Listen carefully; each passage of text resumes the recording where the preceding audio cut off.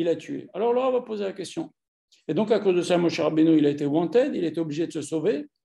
Il n'a pas vu ses parents pendant 60 ans. Il ne s'est pas marié jusqu'à l'âge de 80 ans. Il n'était pas là quand son père est décédé. Et il a quitté une situation de choix. Il était très proche de Paro. Voilà, il a obtenu le Shabbat. Donc, il aurait dû plutôt, Moshe, faire le calcul suivant et se dire, bon, pour une histoire, elle a cherché, bon, on réglera ça après, je me débrouillerai, mais là, il vient, il tue l'Égyptien, et tout ce que j'ai expliqué, il est obligé de se sauver, il est obligé de partir, vivre 60 ans loin de sa famille, sans se marier, etc. Tout ça, pourquoi? Et en plus, ça, il pouvait encore aider les Juifs. Si Moshe Rabbeinu n'était pas intervenu, n'avait pas tué cet Égyptien, il aurait pu encore aider les Juifs, il aurait pu aider la communauté. Comment ça se fait que Moshe Rabbeinu, il a été prendre ce risque-là? Eh bien, ça nous apprend une chose, ça nous apprend que quand il se passe des choses graves, okay, il n'y a pas de calcul. Oui, je suis important auprès du pouvoir, je peux obtenir des choses dans l'avenir pour les Juifs, et qu'est-ce qui va m'arriver? Moshe Rabbeinu n'a pas fait de calcul. C'est grave ce qu'il a fait, je l'esquinte.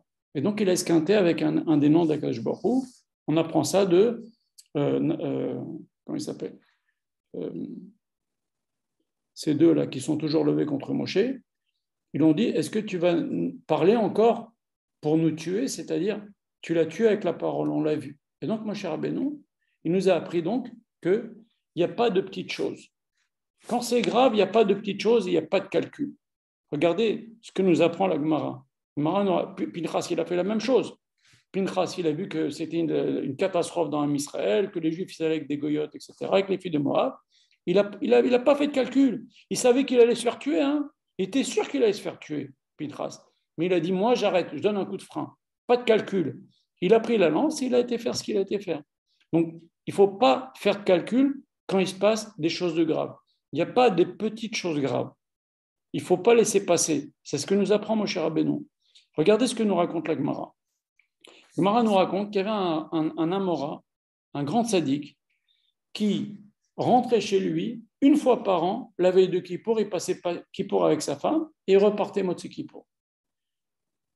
Et une année, il était très pris dans son étude et il a dit, là, je ne peux plus arriver chez ma femme avant Kippour, je vais donc passer Kippour. Et elle attendait de voir son mari une fois par an, le jour de Kippour. En plus, ça, qu'est-ce qu'elle veut le voir, hein? Kippour, c'est Kippour. Et puis, en plus, ça, on est à la tefila toute la journée, etc. Mais elle, c'était sa satisfaction. C'était de voir son mari au moins une fois par an. Et lui, il a dit, non, c'est trop tard maintenant, je ne vais pas, je vais passer Kippour à la yeshiva. Elle a versé une larme. Quand sa larme a tombé par terre, Akadosh Baruch Hu, il a fait tomber le toit du Beth Midrash, là où il étudiait, et il l'a tué. Il est mort. Pourtant, c'est un Amora. C'est un super tzaddik. Il n'y a pas de petites choses. Pour toi, ce n'est pas important. Pour l'autre, c'est important. Pour toi, ce n'est pas important. Pour Akadosh Baruch Hu, c'est important. Regardez l'histoire de Pinchas, regardez l'histoire de Moshe, regardez l'histoire de cette personne. Ça aussi, c'est un moussard qu'il faut retenir. Il n'y a pas de petites choses. Quand c'est grave, il faut intervenir. Et Moshe Rabbeinu, ça lui a coûté cher. Il est obligé de partir. Il a eu les mêmes épreuves que Yosef. Bon, la Torah ne nous en parle pas. La Torah, dans le même verset, il y a 60 ans de la vie de Moshe Rabbeinu. Il s'est sauvé après cette histoire-là d'avoir tué l'Égyptien, il s'est retrouvé à Midian. Mais comment ça se fait qu'il s'est sauvé? Il avait 18 ans ou 20 ans, et il s'est retrouvé à Midian à 80 ans. C'est parce que pendant ces années-là, il est devenu roi d'Éthiopie. La reine d'Éthiopie a voulu faire comme Poutifar avec Yosef, etc. Donc il s'est mis dans des épreuves pas possibles. À la fin, il s'est sauvé aussi, Moshe Rabbeinu. Donc tout ça, pourquoi? Parce qu'elle n'a pas voulu laisser passer. C'était très grave. Comment un goy il va avec une juive? Il n'a pas laissé passer. Et donc, Moshe Rabbeinu, il s'en va, il se sauve, et il va près d'un puits. Pourquoi près d'un puits? Chachamim nous disent, il s'est dit, Yitzhak et Yaakov ont trouvé leur femme près d'un puits pour la première fois. Hein? Il y a marqué Yitzhak, il est parti les soirs Bassadé, les Béer, les Chaïroi. Il était près d'un puits quand il a fait Mincha, et il a vu Rivka pour la première fois. Yaakov aussi, il a vu Rachel près du fameux puits où il y avait cette grosse pierre. Donc il a dit, je vais faire comme mes ancêtres. Hein? Et il arrive, et qu'est-ce qu'il voit? Il voit que les filles de Paro se font noyer par des bergers de Midian. Pourquoi? Parce que Paro, qui était, imaginez le pape, qui dit, je laisse tomber la religion catholique. C'est Yitro, pas Paro. Oui, Khazak, vous avez raison. Vous avez raison, Khazak. Et donc, il voit les filles de Yitro se faire noyer. Et parce que Yitro avait laissé tomber l'Avodah Zara. Et donc, imaginez pour tous les gens qui faisaient Avodah Zara, mais c'est une insulte. C'est une insulte. C'est pas possible. Comment notre chef, notre représentant, l'homme que l'on honore parce qu'il est le maître de l'Avodah Zara, il laisse tout tomber. Il avait compris, il commençait à comprendre trop que ça valait rien l'Avodah Zara. Et donc, ils ont voulu tuer ses filles. Et Moshe Rabbeinu, il vient, il y a marqué Boshien, il les sauve. Et, et qu'est-ce qu'elles vont dire à leur père? Qui dalo dala lanu. Il a puisé, pour nous, le sens simple, mais dalo dala, il a puisé 2 fois. Il a puisé pour notre bétail, mais il nous a puisé, nous aussi, il nous a sortis. Il a marqué Boshien, Moshe Rabbeinu, il les a sauvés. Alors en vérité, qu'est-ce que c'est que cette histoire-là? Yitro, il prend Moshe, il le met en prison pendant 10 ans. Tzipora en cachette, Moshe Rabbeinu a fait 10 ans de prison. Tzipora en cachette viendra le nourrir. Alors, qu'est-ce que c'est que cette histoire-là? Si on veut voir, Moshe Rabbeinu, il s'est opposé à l'Égyptien. Okay, il ne s'est pas laissé faire, on vient de le dire. Yitro, il s'est opposé à Paro en disant il s'est sauvé. Il n'a pas voulu dire qu'est-ce qu'il faut faire avec les enfants, mais en tous les cas, quand Moshe Rabbeinu il a pris la couronne, il s'est opposé à Paro. Il a dit viens, on essaie de sauver cet enfant. En vérité, en faisant ça, Moshe Rabbeinu, en faisant Yitro, en faisant le test, est-ce qu'il va prendre la couronne, est-ce qu'il va prendre les braises, il a sauvé son gendre, le mari de sa fille, Tzipora. Et il a sauvé sa fille aussi, parce que s'il ne sauvait pas Moshe, qui aurait sauvé les filles de Paro, les filles de Yitro, qui étaient en train de se faire noyer? Donc des fois, on fait quelque chose, on comprend bien plus loin ce qu'on est en train de faire, mais on ne perd jamais à faire quelque chose de bien.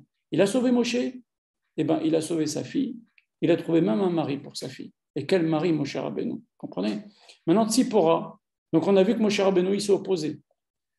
Yitro, il s'est opposé. Et Tzipora aussi, elle s'est opposée. Elle s'est opposée à son père. Elle allait en cachette de son père, donner à manger à Moshe pendant 10 ans. Moshe était en prison. Donc, Akadosh Baruch Hu, il a fait un shidur entre qui? Entre 2 personnes qui se sont sauvées l'un l'autre. Yitro, il a sauvé Moshe. Moshe a sauvé ses filles.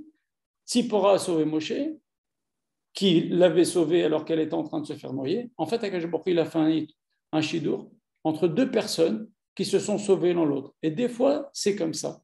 Des fois, dans les shidurim, c'est 2 personnes qui se sauvent l'un l'autre. Ou bien, on voit aussi dans notre paracha, des gens qui se sont rebellés.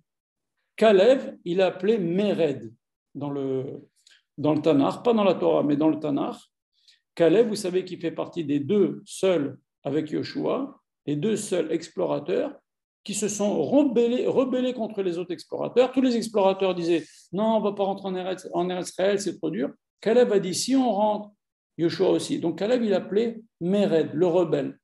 Et avec qui s'est marié Caleb? Il s'est marié avec Myriam, qui était rebelle aussi. Elle a dit à son père, papa, ok, tu es le plus grand de la génération, mais tu es en train de faire pire que Paro. Paro, il veut tuer les garçons, toi tu veux tuer les garçons et les filles en divorçant, et tout le monde va copier sur toi. Donc elle était un peu rebelle. C'est un rebelle, Caleb, qui s'est marié avec une rebelle, entre guillemets, Myriam, qui a eu le courage de dire ça à son père. Et il ne s'est pas seulement marié avec Myriam, il s'est aussi marié avec Bithia Bat Paro. Caleb s'est marié avec Bithia Bat Paro, qui était elle aussi une rebelle, puisqu'elle s'est convertie au judaïsme, et elle a sauvé le Kibé Moshe, alors que son père faisait tout pour noyer les enfants.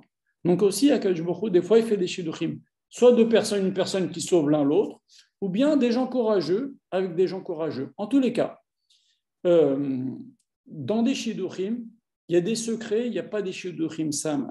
Akadosh Baruch Hu, il sait qui marie avec qui et pourquoi. Il y a peut-être des histoires avec des neshamot d'avant, etc.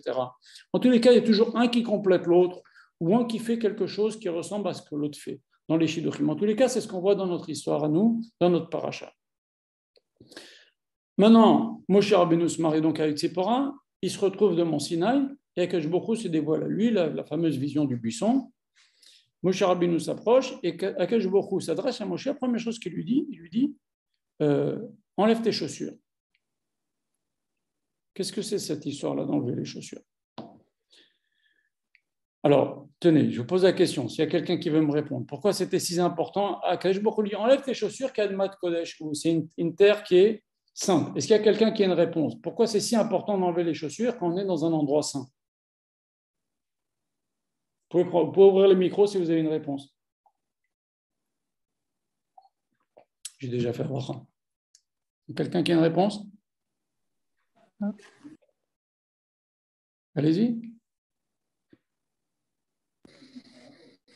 Pour être en connexion directe, quand tu rentres dans le, Mais pourquoi les chaussures? Pourquoi les chaussures?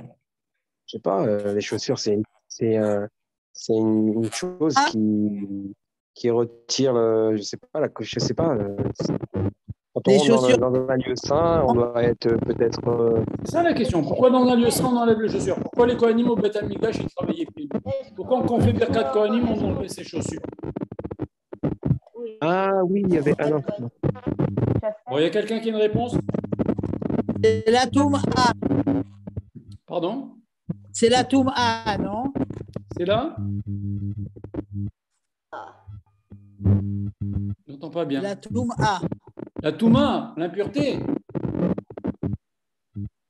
Parce que les pieds, il faut qu'ils touchent la terre. Pourquoi? Pour que les pieds touchent la terre. Oui, pourquoi il faut que les pieds touchent la terre? Pourquoi?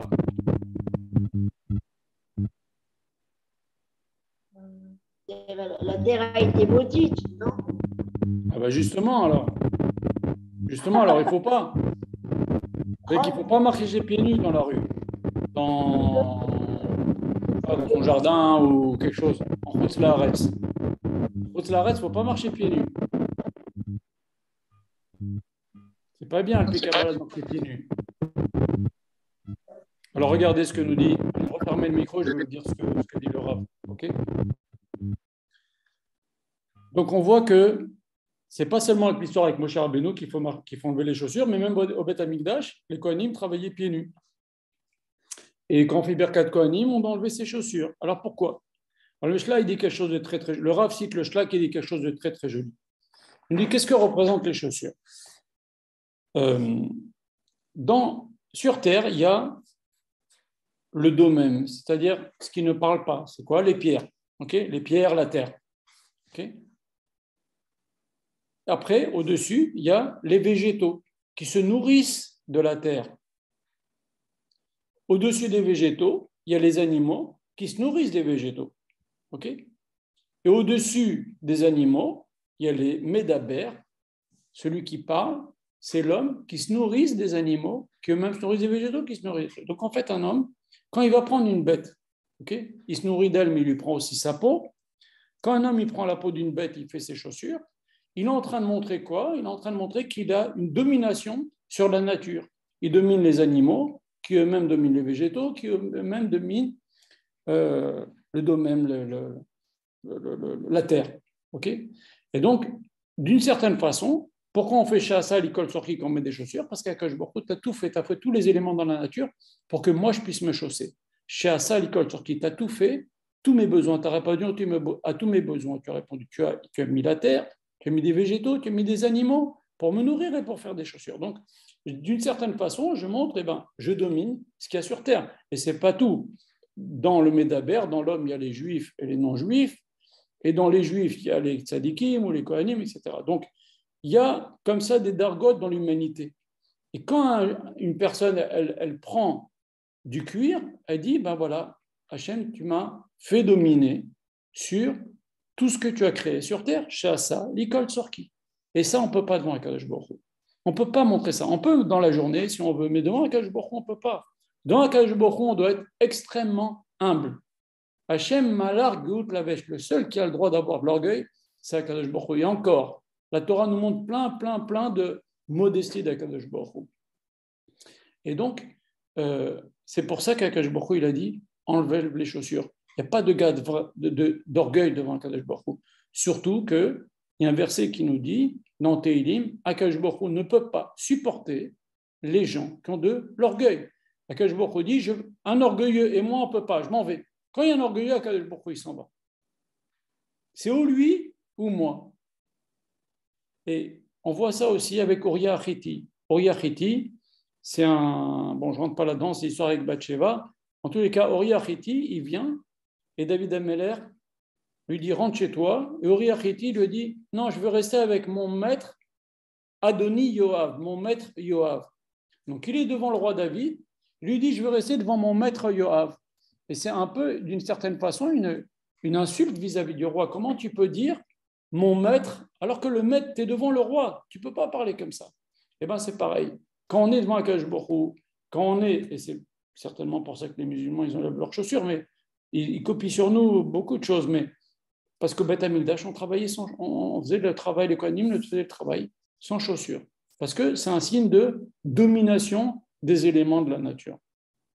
Et devant Akadosh Baruch Hu, on doit être extrêmement humble. Et on voit Moshe Rabbeinu, regardez, Moshe Rabbeinu, la Torah nous dit, dans Parashat Balotra, c'était l'homme le plus humble sur la surface de la terre. Qu'est-ce qu'il a mérité? Il a mérité d'être Moshe Rabbeinu, notre maître. Zechut Torat Moshe Abdi, Vezot Torah Chersa Moshe. La Torah est associée à Moshe. La Torah est associée à Moshe Rabbeinu. Grâce à quoi il a eu tellement de ma'alot d'être le plus grand prophète. La Torah nous dit et termine en nous disant la Torah, il n'y a pas eu un autre prophète et il n'y aura jamais un prophète comme Moshe Rabbeinu. Alors comment il a eu ça? Grâce à la modestie. La modestie, ça fait qu'Akadosh Baruch Hu, il lève. Quand quelqu'un il s'abaisse, Akadosh Baruch Hu, il le lève. Quand quelqu'un il se gonfle, il a de l'orgueil, Akadosh Baruch Hu, il se sauve de lui. C'est comme ça que ça marche. Voilà. Une fois, j'ai demandé à Rav Israël, je lui ai dit, mais puisque les générations diminuent, ok, et on va voir Mashiach qui va être aussi grand que Moshe Rabbeinu. Or, la Torah nous dit, il n'y a pas eu comme Moshe Rabbeinu. Comment Akadosh Baruch Hu, puisque les générations, on diminue, on ne peut pas être aussi grand que le Harizal ou que Rabbi Shimon Bar Yochai, et plus ça va, et plus on diminue. Comment Akadosh Baruch Hu va faire sortir un homme qui est comme Moshe Rabbeinu? Vous savez ce qu'il m'a répondu à Israël? Il m'a dit, c'est pas ton problème. C'est le problème d'Akadosh Baruch Hu. Donc on va laisser Akadosh Baruch Hu faire. En tous les cas, pour nous, on ne doit pas montrer devant Akadosh Baruch Hu d'orgueil. Il ne faut jamais montrer d'orgueil, mais devant Akadosh Baruch Hu, on doit être très humble. Et plus on est humble, et plus on méritera d'avoir des brachot comme Moshe Rabbeinu il a eu, Akadosh Baruch Hu l'a grandi, il a associé à la Torah. Voilà. On voit que maintenant que Moshe Rabbeinu discute avec Akadosh Baruch Hu pendant 7 jours. 7 jours, Akadosh Baruch Hu dit à Moshe, vas-y, non, je ne veux pas, pendant 7 jours. Et Moshe Rabbeinu, il dit, Mi anochi, qui suis-je pour libérer les Bnei Israël et pour parler à Paro? Alors, qu'est-ce qu'elle veut nous dire, cette phrase de Moshe Rabbeinu? En fait, Moshe Rabbeinu, il fait remarquer à Akadosh Baruch Hu, tu me demandes de faire 2 choses qui sont antithétiques. Pour parler avec les Bnei Israël, il faut leur parler avec modestie. Tu ne peux pas rapprocher les gens à la tchouva si tu parles avec orgueil. Okay? Tu ne peux pas les approcher d'Hachem si tu parles avec orgueil. Donc, je vais devoir être très humble. Il était humble de toute façon, Moshe Rabbeinu. Mais maintenant, moi, tu veux qu'en même temps je sois humble pour parler avec les Bnei Israël, et tu veux que je sois fort et ferme avec Paro. C'est 2 attitudes complètement antithétiques. Moshe Rabbeinu a demandé à Akadosh Baruch Hu, promets-moi que j'arriverai à faire ces 2 choses-là qui sont complètement antithétiques. Et Moshe Rabbeinu, il demande à Akadosh Baruch Hu, qui me dit qu'ils vont m'écouter? Parce que, comme on a dit tout à l'heure, Akadosh Baruch Hu avait promis 400 ans. Donc, on passait de génération en génération. Vous savez, au bout de 400 ans, vous allez être libérés. Et voilà que 210 ans, il y a un Moshe Rabbeinu qui vient, qui dit Akadosh Baruch Hu s'est souvenu de vous, il va vous libérer. Ils ne vont pas le croire. Moshe Rabbeinu a dit ils ne vont pas me croire. Akadosh Baruch Hu lui montre 3 signes. Alors, pourquoi 3 signes et pourquoi ces signes-là? Je vais aller rapidement. Premier signe, Akadosh Baruch Hu dit à Moshe, qu'est-ce que tu as dans la main? C'est le fameux bâton, le bâton qui appartenait à Adam Rishon, à Yaakov Avinu, qui est Maklé, Avartiata, Yarden, etc. Il y avait des noms d'Hachem dessus, Detzar, Adash, Bechav, qu'on dit dans la Gada de Pessah. Et Akadosh Baruch Hu dit à Moshe, jette ton bâton. Le bâton, il se transforme en serpent. Moshe Rabbeinu a peur. Akadosh Baruch Hu dit, reprends-le par la queue, et le serpent redevient un bâton. Premier signe. Deuxième signe, Akadosh Baruch Hu dit à Moshe, prends ta main, mets-la sous ta tunique, et ressors-la. Moshe Rabbeinu, il voit la main lépreuse. C'est horrible. Hachem lui dit, remets ta main. Il remet la main, et la main redevient saine. Deuxième signe. Troisième signe, Akadosh Baruch Hu dit à Moshe, si tu ne crois pas avec le 2 signes, tu feras le 3e signe. C'est quoi? Tu prendras l'eau du Nil, tu la jetteras, et cette eau deviendra du sang. Il n'y a pas marqué que le sang redeviendra de l'eau si Moshe le touche ou quoi que ce soit. Donc on voit 2 signes qui se ressemblent à peu près. Le bâton serpent redevient bâton. La main qui devient lépreuse, elle redevient saine. Et le 3e, il ne change pas. L'eau, elle devient sang, et ça ne changera pas. Et pourquoi 3 signes? Alors, le Rav a parlé là-dessus, il a raconté une histoire. Le Midrash dit que quand Benyamin est venu et a fait ce fameux repas avec ses frères juste la veille où Yosef va mettre la coupe dans le sac de Benjamin, etc. Yosef a pris Benjamin dans un coin, il lui a dit, viens, viens, viens. Il l'a mis dans une pièce, il lui a dit, tiens, voilà un livre d'astrologie, pareil que tu t'y connais en astrologie, essaye de savoir où il est ton fameux frère, là, que vous dites, vous ne savez pas, qui se fait manger par une bête sauvage, essaye de savoir où il est. Et Benjamin commence à étudier, et il dit, d'après ce que je vois dans l'astrologie, mon frère, il est dans cette pièce, c'est toi. Donc, Yosef a voulu faire que Benjamin reconnaisse que c'est lui, mais il ne pouvait pas dire c'est moi Yosef, parce qu'il y avait ces fameux Kherem qu'on avait dit dans le cours, ils avaient juré que personne ne doit dire ce qui s'est passé. Donc Yosef lui dit, écoute, tu l'as dit, moi je ne te l'ai pas dit, mais c'est toi qui l'as deviné. Très bien.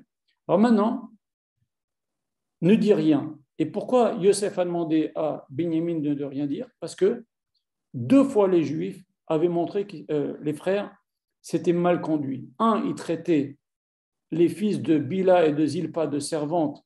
Et j'ai mis ce matin sur le groupe, le Midrash dit que parce qu'ils ont traité les fils de servantes, ils les ont traités d'esclaves. Et bien, Akash Baruch Hu dit, vous les traitez d'esclaves? Allez, je vous envoie tous en Égypte. Vous allez tous devenir des esclaves, il n'y aura plus de différence. Moi, je suis un fils de Léa, moi, je suis un fils de Rachel, toi, tu es un fils de Bila, Zilpa, des servantes. Vous êtes tous pareils. Vous êtes le peuple juif. Il n'y a pas esclave ou pas esclave. Donc, ils sont mal conduits une fois, ils ont traité les fils de servants d'esclaves. Ils sont mal conduits une deuxième fois en vendant Yosef. Yosef dit, je leur donne une 3e chance. La chance maintenant, je vais te prendre prisonnier et on va voir s'ils vont te défendre. Donc, en fait, Akash Baruch Hu, il fait exactement la même chose, il fait un remez à Moshe Rabbeinu. Il lui dit comme ça, il dit, les Juifs, on leur donne 1 chance, 2 chances, mais la 3e chance, c'est fini. C'est-à-dire, 1 chance, le bâton, il devient serpent, tu fais tchouva, tu redeviens bâton. La main devient lépreux, tu fais tchouva, tu redeviens saine. Mais la 3e fois, c'est fini. C'est-à-dire que quelqu'un, Akash Baruch Hu lui donne des occasions de faire tchouva, mais au bout d'un moment, quand c'est la on ne peut pas dire je ferai tchouva. La Gemara, elle dit celui qui dit je ferai tchouva.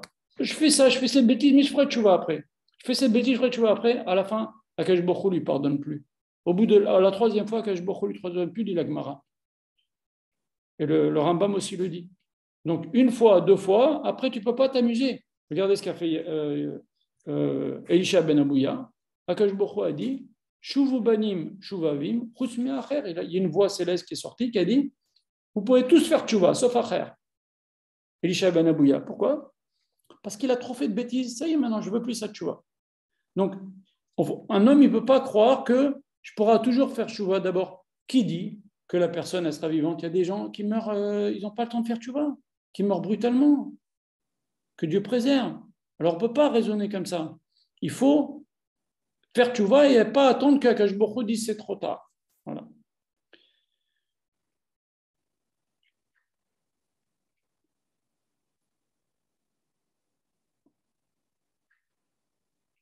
C'est jouer avec le feu finalement. De dire je ferai tchouva après, je ferai tchouva après, je ferai tchouva. Je peux faire ça, je ferai tchouva. Non, ça ne marche pas comme ça. C'est se moquer d'Akash Baruch Hu. Maintenant, Akash Baruch Hu dit à Moshe aussi, quand il y a cette discussion, tu sais, tu diras au Bnei Israël, les femmes iront chez leurs voisines, elles prendront des habits pour elles et pour leurs enfants, les petits garçons, les petites filles. Alors, on va poser la question, mais les hommes qui ont vécu ça, qui ont vécu que les femmes en Égypte prenaient chez leurs voisines des habits pour elles et pour leurs enfants, ils auraient pu se dire, ils se sont dit certainement, et nous? Et nous? Pourquoi ils ont plein d'habits, ils prennent plein, ils prennent chez les voisines? Nous aussi, on pourrait prendre des habits chez les Égyptiens. Akash Baruch Hu n'a pas dit ça, il a dit les femmes et les enfants en Égypte. Okay? Pourquoi? Parce qu'Akash Baruch Hu savait que les Égyptiens vont poursuivre les Bnei Israël, et là, quand ils vont être noyés, la mer va les rejeter, Akash Baruch Hu va faire que la mer les rejette, et les Juifs vont servir encore plus qu'en Égypte, encore plus de trésors, et ils vont prendre des habits. Donc en fait, Akash Baruch Hu, il s'est dit, il a dit comme ça, il a dit, si les Bnot Israël ne prennent pas maintenant en Égypte, elles vont pas, elles, avoir, les Bnot Israël ne vont pas, elles, avoir, les enfants ne vont pas avoir des habits pour vivre dans le désert. Donc Akash Baruch Hu, en fait, il a pensé aux femmes et aux enfants parce qu'il savait que les hommes, ils allaient avoir avec, sur les soldats. Donc en fait, il y a plein de choses que l'on ne comprend pas tout de suite. Les hommes, ils ont dû se demander pourquoi Akash Baruch Hu, il demande aux femmes d'aller prendre pour elles et pour les enfants, et pourquoi pas nous. C'est après un certain temps qu'on comprend le plan d'Akash Baruch Hu.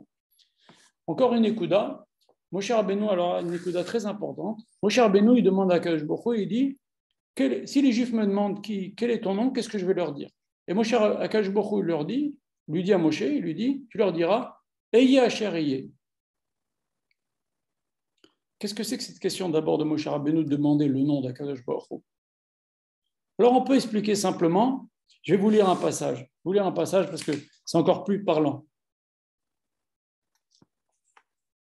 Ce que le Rav dit. Il nous dit que Akadosh Baruch Hu a plusieurs noms. Ado, ou Elohim, ou Shin après Dalet, après Yud, après Ado, mais écrit avec Aleph, Dalet, Nun, Yud, ok, pas Yud Kevavke. Et voilà que Akadosh Baruch Hu, il dit un nouveau nom. Il dit Eke, Asher, Eye, Asher, Eye. Et le Midrash dit la chose suivante. Akadosh Baruch Hu, il a dit à Moshe, il a dit, tu demandes mon nom, tu veux connaître mon nom, mais moi, mon nom dépend, Akadosh Baruch Hu parle, il dit à Moshe Rabbeinu, mon nom dépend de mes actions.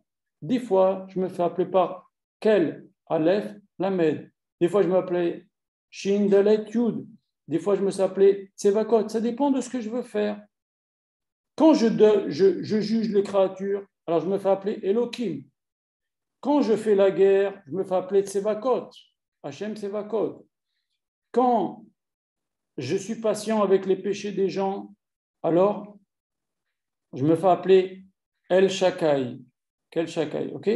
Et quand j'ai pitié sur les créatures, je me fais appeler Yudke Vavke, ok? Voilà. Et donc, en vérité, qu'est-ce que veut nous dire ici Akadosh Baruch Hu? Il dit à Moshe Rabbeinu, il dit, et Ke Asher Eke, ça ne sert à rien de me demander quel est mon nom. Je serai en fonction de ce que je dois faire. Mon nom dépend de ce que je dois faire. C'est un peu comme Amavdil, comme l'ange. Quand Yaakov demande à l'ange, comment tu t'appelles? L'ange lui dit, pourquoi tu me demandes mon nom? Ça dépend de ce que je dois faire, quelle est ma mission. Si c'est un ange qui guérit, il s'appelle Raphaël. Si c'est un ange qui, vous comprenez, chacun en fonction des noms, de sa mission. Et donc, Eke Asher Eke, ça veut dire, je serai qui je serai en fonction de ce que je vais faire. En vérité, ça va beaucoup plus loin que ça. Mais bon, on ne va pas trop rentrer là-dedans. Akadosh Baruch Hu veut lui dire en tous les cas, aussi nous dit Rashi, je serai avec eux dans tous les exils.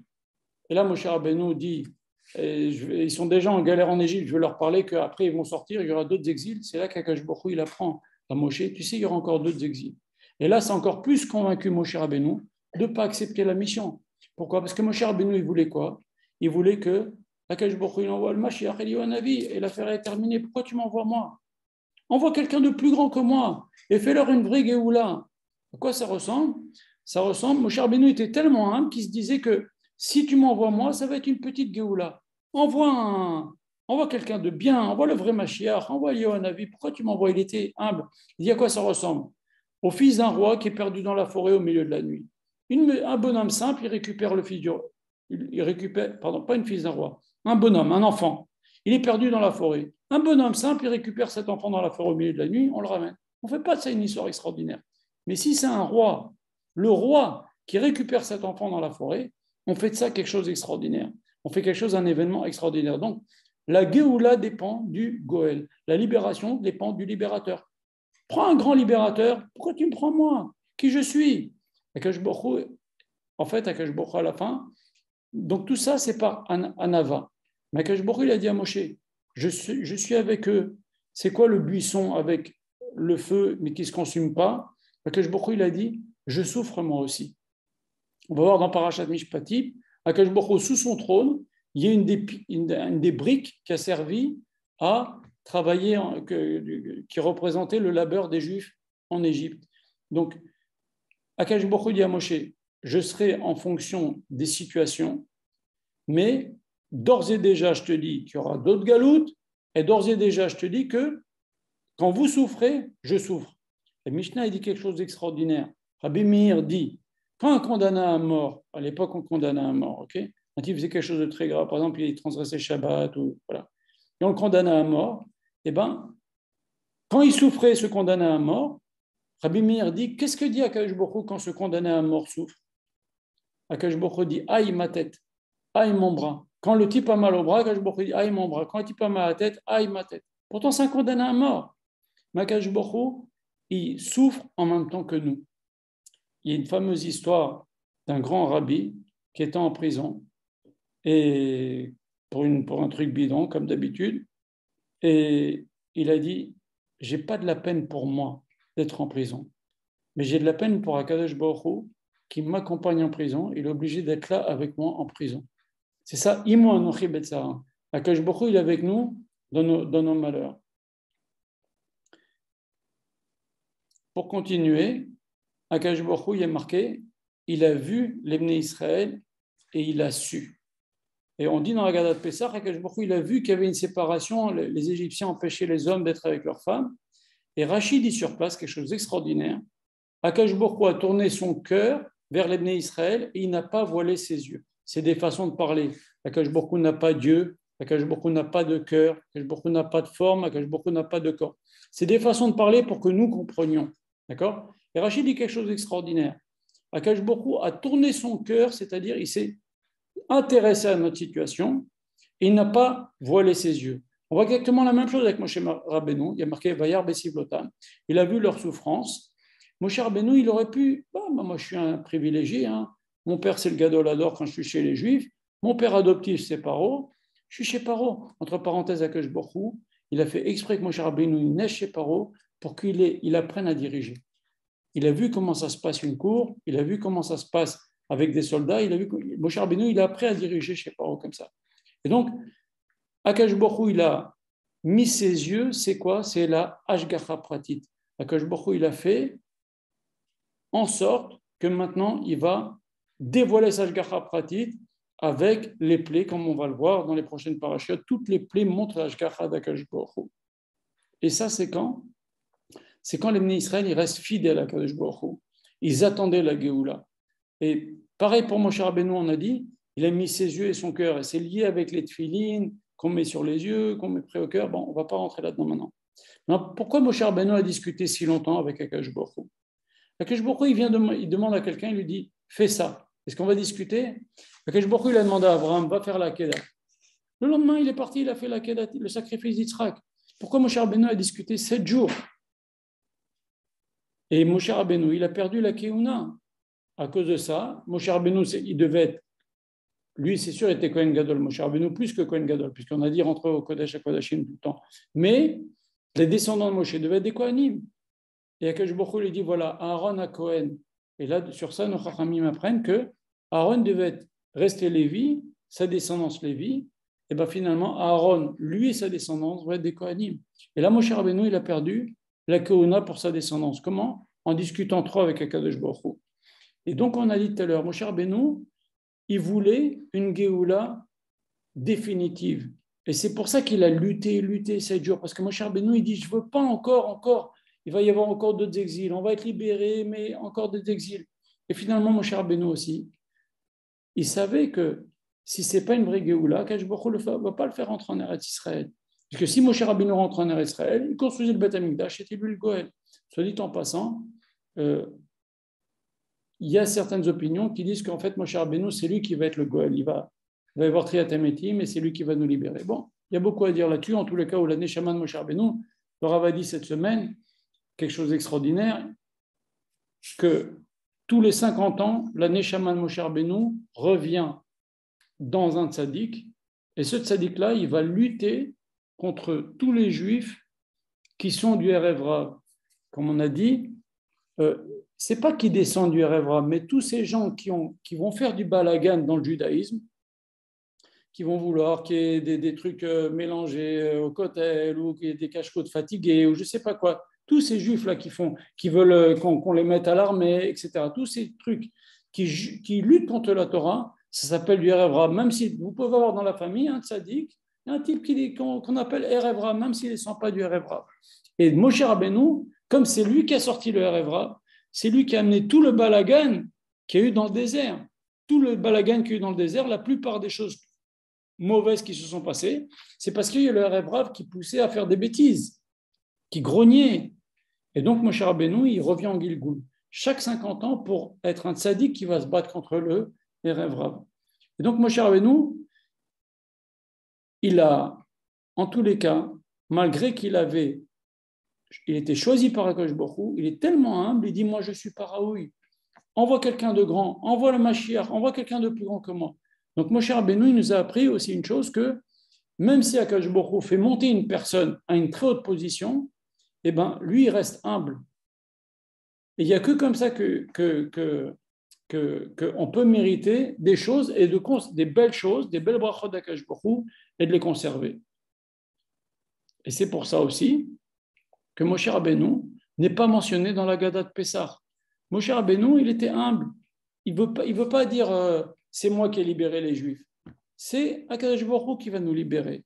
Et juste un moment, il y a un verset qu'on cite dans la Gada de Pessah où on parle de Moshe Rabbeinu. Donc Moshe Rabbeinu, il nous a donné une leçon de notre génération. Il y a des gens qui veulent dire leur avis sur tout, sur Twitter, sur Facebook, sur les réseaux sociaux. Moshe Rabbeinu, il a dit, moi je ne suis rien, envoie quelqu'un d'autre. Envoie mon frère, envoie quelqu'un d'autre. Moi, je suis pas capable. On va terminer rapidement.